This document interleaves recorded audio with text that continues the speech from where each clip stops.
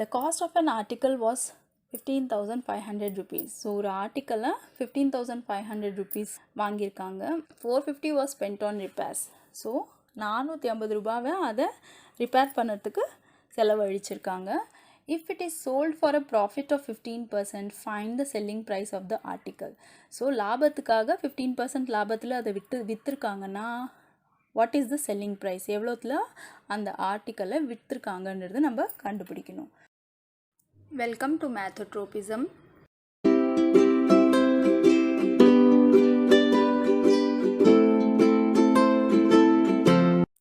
முதல்ல இந்த சம்மில் காஸ்ட் ப்ரைஸ், செல்லிங் ப்ரைஸ், ரிப்பேரில் ஸ்பெண்ட் பண்ண அமௌண்ட் எல்லாம் வர்றதுனால அதோடைய ஃபார்முலா ஒரு வாட்டி பார்த்துடலாம். செல்லிங் ப்ரைஸ் வந்து காஸ்ட் ப்ரைஸ் ப்ளஸ் ப்ராஃபிட்டுன்னு நம்ம எப்போவுமே கண்டுபிடிச்சிக்கணும்.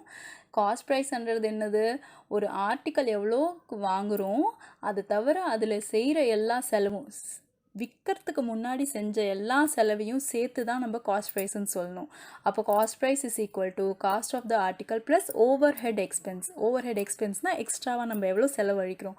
அது என்னென்ன எக்ஸ்பென்ஸாக இருக்கலாம்னா amount spend on repairs, repair பண்ணுறதுக்கான ஸ்பெண்ட் பண்ண அமௌண்ட்டு, ஏதாவது லேபர் கொடுத்துருந்தா லேபர் சார்ஜஸ், அது ட்ரான்ஸ்போர்ட் பண்ணுறதுக்காக ஏதாவது ஒரு அமௌண்ட்டை மென்ஷன் பண்ணியிருந்தாங்கன்னா அதுவும் ஓவர் ஹெட் எக்ஸ்பென்சஸில் வந்துடும். இந்த அமௌண்ட்டெல்லாம் சேர்த்து தான் நம்ம காஸ்ட் ப்ரைஸ் ஆஃப் த ஆர்டிக்கல்னு சொல்ல போகிறோம். ஸோ இந்த ஃபார்முலா பார்த்துட்டோம். The cost of an article was 15,500 rupees. 450 was spent on its repairs. If it is sold for a profit of 15%, find the selling price of the article. அப்போ selling price கண்டுபிடிக்க சொல்கிறதுனால let the selling price of one article be in Xன்னு எழுதிடலாம். இதில் நம்மளுக்கு cost of the article is 15,500, amount spent on repairs 415 கொடுத்ததுனால total cost price of the article முதல்ல நம்ம கண்டுபிடிக்கணும். அதுதான் 15,500 plus 450 அப்படின்னா 15,915 வந்துடும். அடுத்தது ப்ராஃபிட் பர்சன்டேஜ் கொடுத்துருக்காங்க. ஸோ பர்சன்டேஜ் சம்ஸில் நான் சொல்லியிருக்கேன், நம்ம சிபிஏ 100 கன்சிடர் பண்ணிவிட்டு அதுலேருந்து கூட நம்ம யூனிட்டரி மெத்தடில் இது கண்டுபிடிக்கணும். தட் மீன்ஸ் 100க்கு என்ன அமௌண்ட் வருது, கொடுத்த அமௌண்ட்டுக்கு எவ்வளோ வருதுன்னு தான் நம்ம கண்டுபிடிக்க போகிறோம். ஸோ முதல்ல ப்ராஃபிட் பர்சன்டேஜ் 15ன்னு கொடுத்ததுனால டோட்டல் பர்சன்டேஜ் தான் காஸ்ட் ப்ரைஸ், அப்படின்னா 100. அப்போ இங்கே நம்மளுக்கு என்ன தேவைப்படுது, செல்லிங் ப்ரைஸ் தேவைப்படுது. அப்போது 100 rupeesக்கு ப்ராஃபிட் வந்து 15ன்னா செல்லிங் ப்ரைஸ் எவ்வளோவா இருக்கும்னு நம்ம எழுதணும். So for 100 rupees selling price is nothing but 100 + 15ன்னு போட்டு 115ன்னு எழுதி வச்சுக்கலாம். அப்போ 100 ரூபாய்க்கு 115ன்னு நம்ம கண்டுபிடிச்சதுனால இதே லாஜிக்கை வச்சுக்கிட்டு 15,915 நம்ம கண்டுபிடிச்ச அந்த total price of the article அதை வச்சு நம்ம செல்லிங் ப்ரைஸ் கண்டுபிடிக்கிறோம்.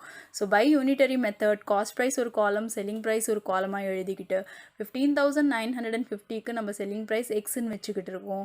100 இருக்கும்போது அது 115ன்னு சொல்லியிருக்காங்க. அப்போ நம்ம கிராஸ் மல்டிப்ளை பண்ணி 100x is equal to 115 into 1590ன்னு எழுதிக்கணும்.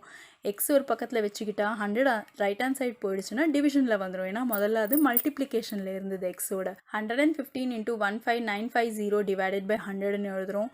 நியூமரேட்டர்லேயும் டினாமினேட்டரில் ஒரு 0 இருக்கிறதுனால கண்டிப்பாக அந்த 2 0வை கேன்சல் பண்ணிக்கலாம். ஸோ பேலன்ஸ் வந்து 115 into 1595 வந்து 1,83,425 வருது. ஸோ டிவைடட் பை 10 எழுதிக்கலாம். அப்போது ஒரு 0 கீழே டினாமினேட்டரில் இருக்கிறதுனால மேலே நியூமரேட்டரில் ஒரு நம்பருக்கு முன்னாடி நம்ம டெசிமல் பாயிண்ட் போடணும்னு அர்த்தம். அதனால் அது 18,342.5ன்னு வரும். இது ருப்பீஸில் இருக்கிறதுனால எக்ஸ்ட்ராவாக ஒரு 0 நம்ம கடைசியிலே சேர்த்துட்டு அது பைசாவாக மாற்றிடலாம்.